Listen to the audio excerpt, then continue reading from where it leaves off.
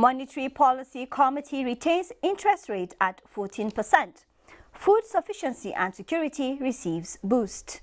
Plus, global stocks drift lower as oil prices gain and traders say prices may reach $100 a barrel. I am Amina Nujaim and will be taking you through Business Express, reaching you on the network service of the NTA. Welcome.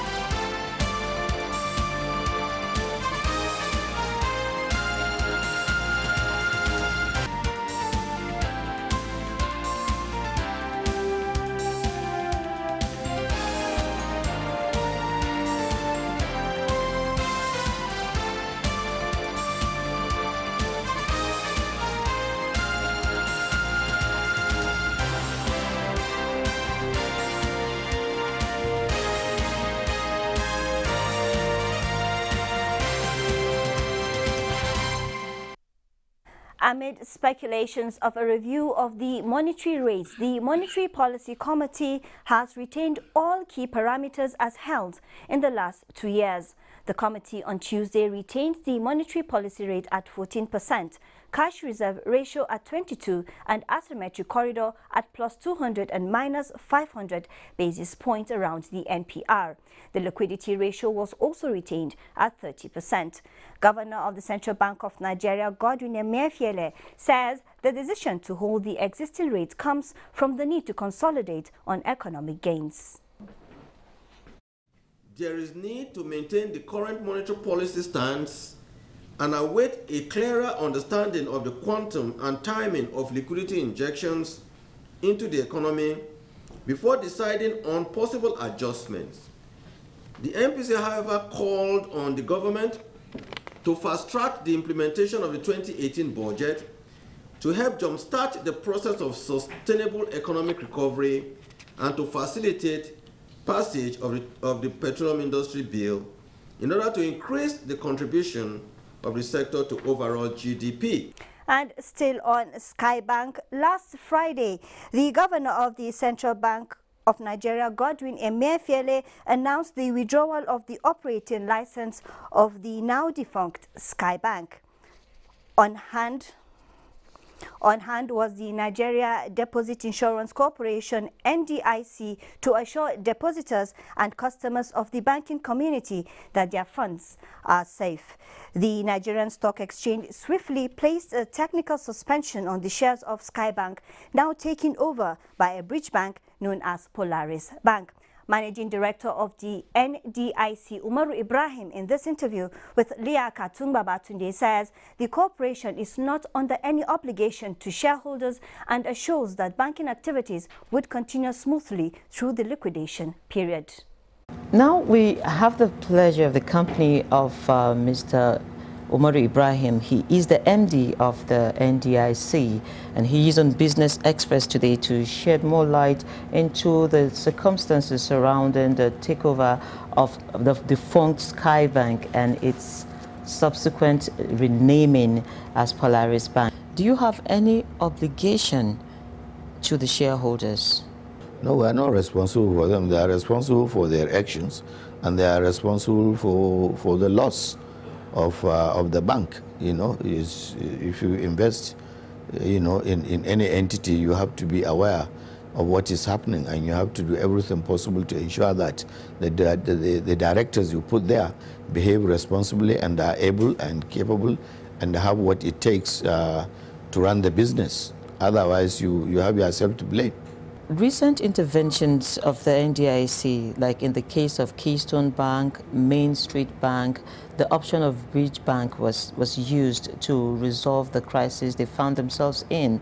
Is Bridge Bank option the best for Nigeria, or you have some other options that are available? Yeah, there are many options. Like I said, I mean, Bridge Bank is a well-established framework which is globally acceptable.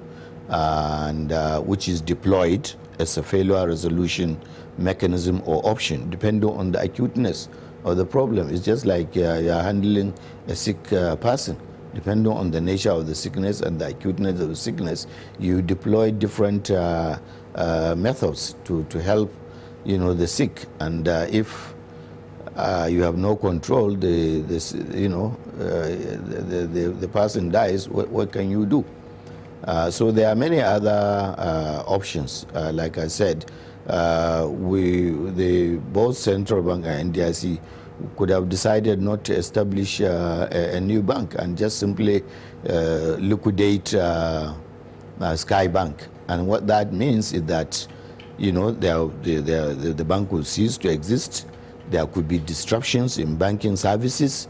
Depositors may, beyond the insured amount, if you have a deposit of more than 500,000, it means you have to wait until the loans are recovered, assets are sold before you get your money, and that takes a hell lot of time, isn't it? So from our past experience, we like to depart from that kind of extreme measure. And thank you very much, Mr. Umaru Ibrahim, the Managing Director of NDIC, for coming on Business Express. The discussions will continue shortly in the studio. Nigeria is to commence export of honey and its byproducts to the United States and European markets. Now, this is coming as the federal government is to partner with the African Union in boosting honey production output in the continent. Musa Baba Aliyu has more. The API Expo Africa is an initiative towards boosting the income of Africans through production, processing and marketing of honey and its byproducts. Nigeria is hosting the 6th edition of the Expo, which focuses on beekeeping for sustainable development, wealth creation, and economic diversification.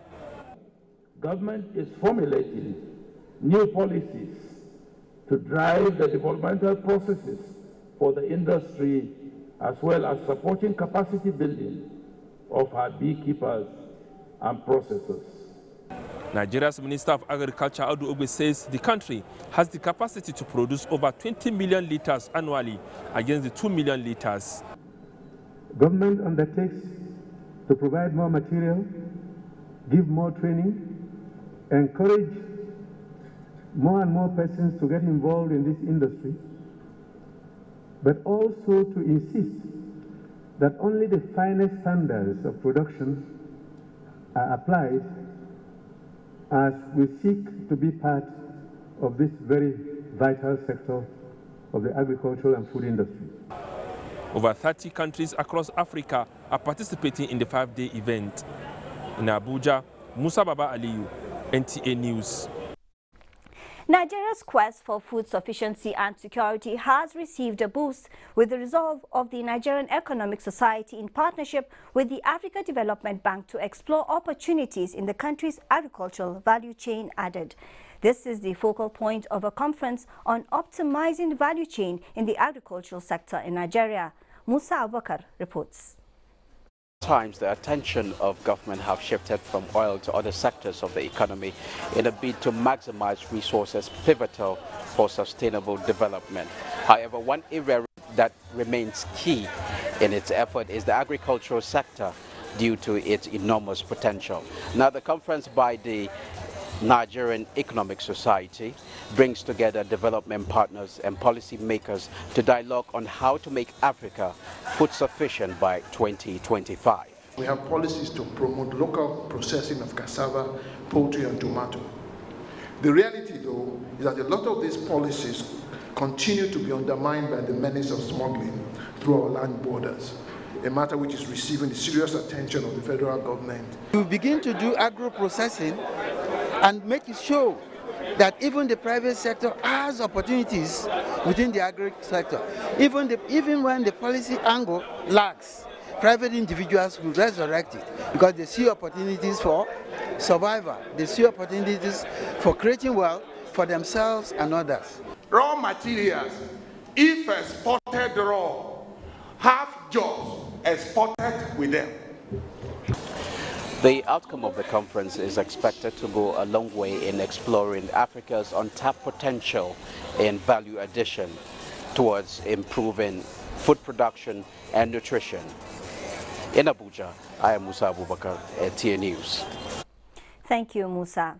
The World Bank says the goal to end poverty by 2030 is unlikely to be met, as some 6% of the world will remain in poverty, with the majority in African countries.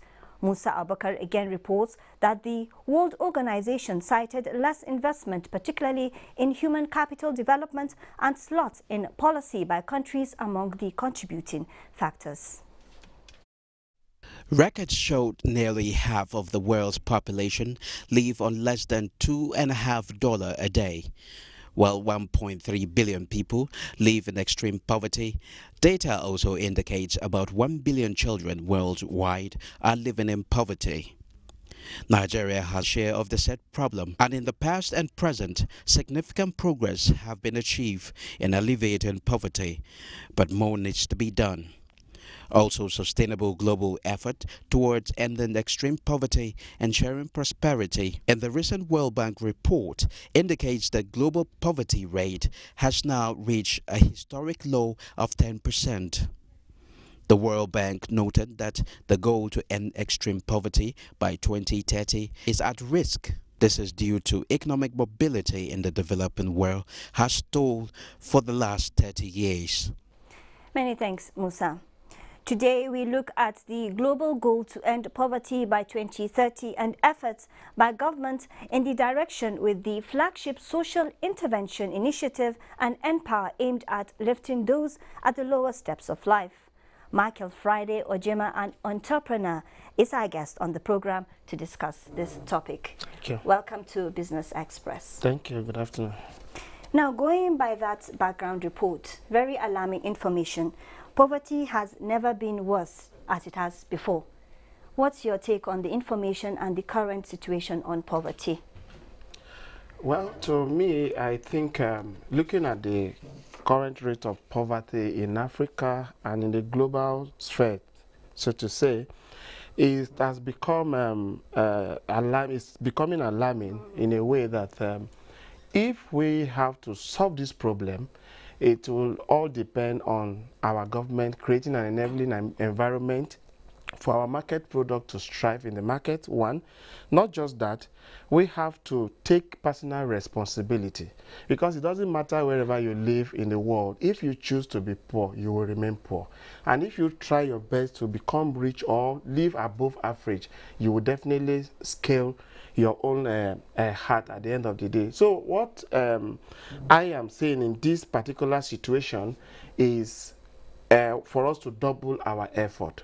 Now the result is out there in the market that by 2030 the poverty eradication is going to be, is not feasible, it's not going to be possible. Then it has to take us back to our drawing board. What are we going to do to solve this problem? What are the things that we need to put in place? What are the measures our global market supposed to introduce to eradicate the circumstances that are surrounding our market today? Now, coming to my next question, the report did say that grants given to countries, that grants were given, but not to countries that needed it most. So, and you did mention earlier in your response that countries needed to work towards coming out of poverty. Now, between funds being given to countries that don't need the funds so much and countries making efforts on their own to come out of poverty, do you see a clash somewhere? Well, it all depends on the United Nations. The formulation of United Nations, they are there to checkmate the activities of all other countries across the globe. You look at this record, is coming from their desk. They know the situation, and even the foreign reserve of every country is well known to them. I think in trying to have that equal share, it now depends on all other countries that are beneficiary to table their problem before the United Nations. Like, take Nigeria for example now. If we pretend out there that everything is well with us, nobody will look at our direction. But if we are there and we say, look at our situation, we don't have anything to cover up. We use media tools, we use social medias and the internet to project the real situation out there. Then those that are willing to help will come to our aid. But if we live the life of printers in the at the global sphere. At the end of the day, maybe we've not been able to produce a good product to say this is our own, and then we are claiming that, yeah, we are self-sufficient. At the end of the day, we will not get anywhere with that kind of pretense. So what I'm saying is that our data collection centers, the statistics bodies and all of that should come up with a real result of the situation around the country. If you are driving around Abuja now, you would think that everything is well with Nigeria. If you're in the city center in Lagos, you think that everything is well in Nigeria. But go to the suburb, you can see that people are really living in abject poverty. So we need to do more to to bring out this record to the global sphere so that we can have the real assistance from those that have gone ahead of us. Now we are talking about aid from other countries. Are we saying within Africa, particularly the sub-Saharan Africa, that there are no resources and human capital to bring us out of this poverty? Do we really need aid? If you ask me, I will tell you that we are self-sufficient. We have all it takes, but we are not looking inward. Like there was a day I was talking to somebody, I said, we have this attitude of once it's made in Nigeria or is by a Nigerian, it's not real. We need to kill that attitude. If you look at us How now, do you kill such an attitude? Yes, it depends on the media and on our government. Because if I pick up my pen and I announce it to the world that this is the best pen that anybody can use all over the world, you can imagine how many people are going to place order for this, even from the United States of America. So what I'm trying to say is this: our product, whatever we have that we call our own, we go to America today, you can drive 30 kilometers, 40 kilometers, looking for African food, African restaurant to eat food over there in America. And one day I asked somebody, if I travel to America, I should not be looking for African food to eat in America. I should look for American food to eat. When I get back home, I'm going to eat made in Nigerian food. So what I'm trying to say is this: we have more than enough. If you talk about from mineral resources to whatever, or anything you can call, we have this thing in large deposit in Nigeria. What do we do internally to turn these things to money? What can we do to tap into these resources and transform our country? But as long as we continue to look out there, our problem will never be solved. Talking about looking inward, at this point we're still talking about federal government and other international communities. Now, where do you see the contribution of states and local governments coming down to the grassroots where these resources are available? Well, like I said, I think aside the serious effort being put in place now by this present government on agriculture, and then you talk about the mineral deposit in our country, I want to say that our state, in quote, local government, how many states today, apart from aside Anambra State and Lagos State, you can call several states that don't even have any investment to show for being a state, a sovereign state in Nigeria. So what I'm trying to tell us is this: if we continue the way we are going, we'll continue to move in cycle. So what should be done by states and local governments? State and local government, they should look into our technological development. Like in Nigeria today, you don't have accessory markets. If you want to develop something, you want to create something now, you don't have a market you go to pick raw materials. We have this material for those raw materials, yet we don't have them in place. You look at state government, how many establishments today can you mention? Maybe the max you can talk about is maybe transport company or the revenue collection centers. Aside that, you don't see any striving business that are state-owned. At the end of the day, you come to tell me that federal government will always supply. And then you look at the federal government, you ask them, what is their source of income? Oil. So we should look inward and a kind of split our approach toward bringing out all other potentials that we have locally and promoting them. And at the end of the day, we can conquer this tide of poverty and then subject it to a very low level at the end of the day. So I'm calling on our state, local government. They have enough money. All this money we are floating about, flying abroad and all of that, if you channel those monies into investment, I bet with you, it won't take more than 2, 3, 4 years. We'll begin to see the results coming in many ways. Now, we've seen the role of the international community. We've seen the role of aid. We've seen the role of government, federal, state, and local government. in all of this, where do you see the private sector coming in?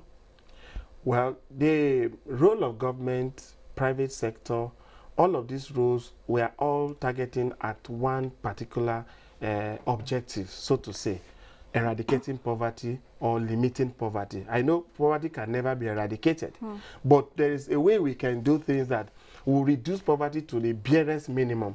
So the role of private sector, if I have a striving business today, I can boast of employing many youths that can come and work in my establishment, and at the end of the day, you are reducing poverty in that particular family. Take, for example, a young man, a young graduate working with maybe 50, 100,000 naira as salary today.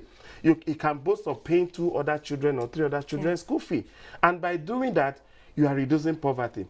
And if you have that coming in on a regular basis, there is no one in that family that will say they will go hunger again. So private sector should come out in a way that if we can have, let me say, if we can have a good support from federal government, from banks, for private sector to strive on a better platform, we can put everything together to make sure that we push out our best and reduce this poverty. Though I know for sure we cannot eradicate poverty, but we can reduce it. Well, we can reduce it. We can reduce it. All right then. Michael Friday Ojima, an entrepreneur, thank you for joining us on Business Express today. Thank you. And on aviation matters, the Nigerian Civil Aviation Authority has ordered foreign airlines to comply with the automated revenue payment platform for the remittance of 5% ticket sales charge and cargo sales charge on or before December 31st. The apex regulator in a directive said failure to comply would attract severe sanctions. Director of Air Transport Regulations Group, Captain Edem Oyo-Ita, says despite the regular meetings, reminder letters and follow-ups by the authority to airline management, the defaulters refused to comply with federal government's directive on aviation revenue automation project and abide by the provision in the base between Nigeria and their respective countries. Oyo-Ita said it was important to note that in line with Part 18 of the Nigerian Civil Aviation Regulation 2015, all domestic and international airlines operating in Nigeria shall forward to the authority through an electronic platform provided by the authority all relevant documents such as flown coupons, passenger or cargo manifest, airway bill, load shifts, client service invoice, and other documents necessary for accurate billing within 48 hours after each flight. The World Bank has concluded a deal with the federal government to invest $123.5 million in the exploration of industrial minerals in Nigeria. Now, this was disclosed Tuesday in Abuja while unveiling the Industrial Minerals Roadmap. The consultant in charge of the project, Victor Carrier, said the document has a 5-year implementation period, stated that there is no need for Nigeria to import these minerals, adding that they would explore areas to use them as well as support the drive to project them in the country. The Minister of State for Mines and Steel Development, Abubakar Bawa, noted that the global financial body developed the document with a wide range of applications and explained that they would be used in a variety of industries such as manufacturing, construction, agriculture, adding that it would facilitate intersector linkage and input substitution. According to him, government desires to implement strategies that would bridge up the gap of more than 626,000 tons yearly that currently exist in local production. Now, activities from the Nigerian Stock Exchange show that the index closed Wednesday negative, losing 0.46% to close at 32,963.27, with market capitalization at 12.34 trillion naira. Oil stocks drift lower as oil prices gain, and traders say prices may reach $100 a barrel in 2019. Let's have the numbers as presented by Bosede Abel. Stocks in Africa were mixed in the early hours of today, Wednesday 26th. Ghana's GSE Composite Index rose 1.58%, Namibia Overall Index 0.03%, Tunisia's Tunidex 0.12%, while Kenya's Nairobi All-Share dropped 0.20%, and South Africa's JSE Africa Top 40 also depreciated 0.08%. Markets in Europe were mixed on Tuesday as President Donald Trump told international leaders that the state would no longer tolerate abuse when it comes to trade, but act in its national interests when it feels cheated. CAC 40 advanced 0.17% to close 5,488.54, while FTSE 100 dropped 0.05% and DAX also depreciated 0.13%. Stocks in the United States closed trading session lower as investor sentiment was rattled by political news. Dow Jones Industrial Average slipped 69.84 points to 26,492.21. The S&P 500 fell 0.13%, while Nasdaq Composite Index rose by 0.18% to close 8,007.47. On the Asian scene, markets closed higher despite President Donald Trump's comments on trade that his country will no longer tolerate abuse on trade. The Hang Seng Index appreciated by 1.15%, Nikkei 0.39%, and the Shanghai Composite Index also advanced 0.92%. Now a quick look at global commodity figures.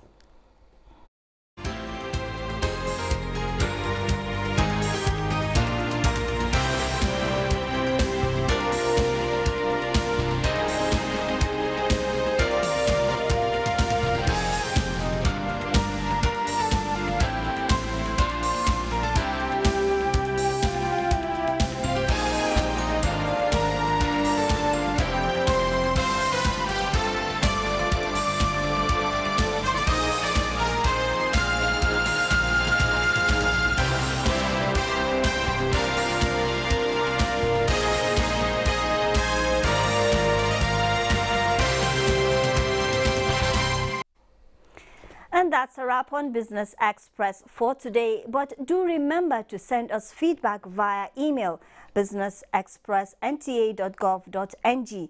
You can also reach us through our Twitter handle, NTA News Now. Don't forget to use the hashtag BizX showing on your screen now. All previous episodes are available on NTA's YouTube channel. Join us again on Friday for another edition.